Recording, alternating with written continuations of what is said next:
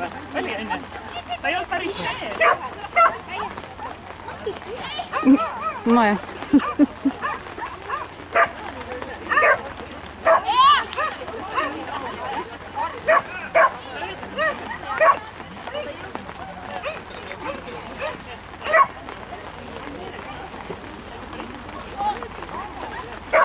Siis Toome ootab, Toome on pettumus nii suured.